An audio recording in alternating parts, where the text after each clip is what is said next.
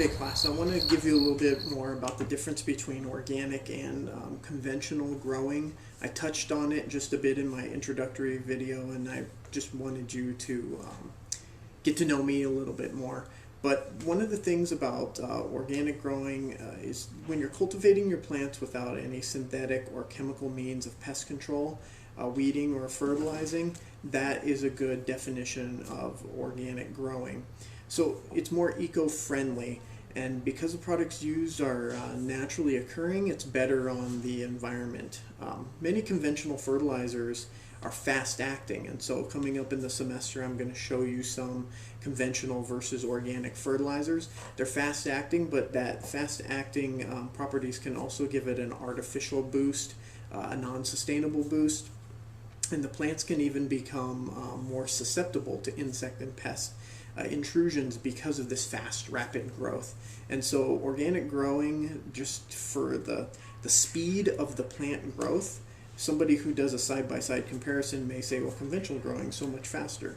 It's faster because of the readiness of the materials in a form that's quicker for the plants to take up.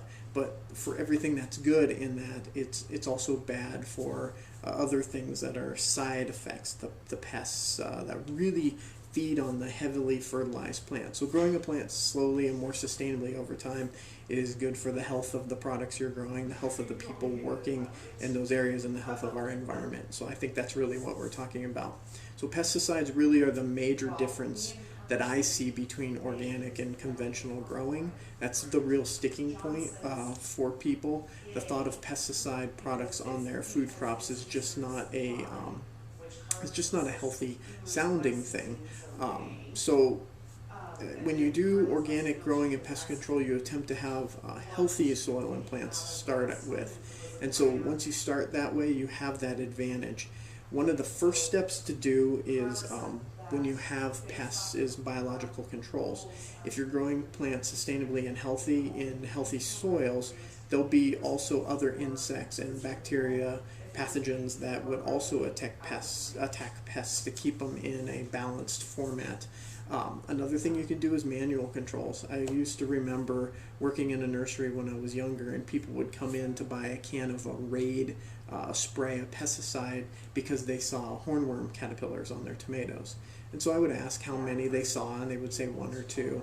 And it just made me think some people are more willing to spray a pesticide on a product than just manually picking off a caterpillar and either re-releasing it or chucking it to the birds to become a nice snack for them. And so we should think more about what manual controls we can do. I mean, aphids that are on a plant, we'll talk about this coming up, they can be sprayed off with a jet of water.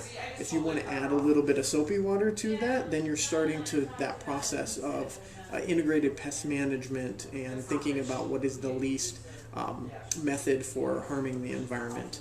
So you have biological controls, you have manual controls, you can also do crop cycles and rotations. It's just a no-brainer. If you have bad pests in one crop in one area, rotate to a different area, or start researching and thinking about the companion plants and the trap crop plants that would either pull insects away or harbor beneficial insects that would help fight against those. There's so much you could do in this area, and making a plan for how your crops would rotate and move is healthy for the soil, it's healthy for the plants, etc. So last result in pesticides is there are organic pesticides. Utilizing products that are safe from the environment. A lot of times these are products that come from the environment that are made and can even be homemade. You can make homemade teas, homemade brews of products that could be used. A lot of essential oils and stuff are becoming popular in organic gardening. They can be quite pricey, but they can be also quite efficient if used appropriately. There are commercially prepared organic pesticides. I've had the benefit of using quite a bit of those, because if you put into place all the things that I'm talking about, at the end of the day, if insects are still devouring your plants, you may decide to utilize an organic pesticide, or you decide to not grow that plant any longer. The risk versus reward might not be worth it. Okay, so I hope this gives you some difference between organic and inorganic growing, and gives you a good ground level starting out for the things that you're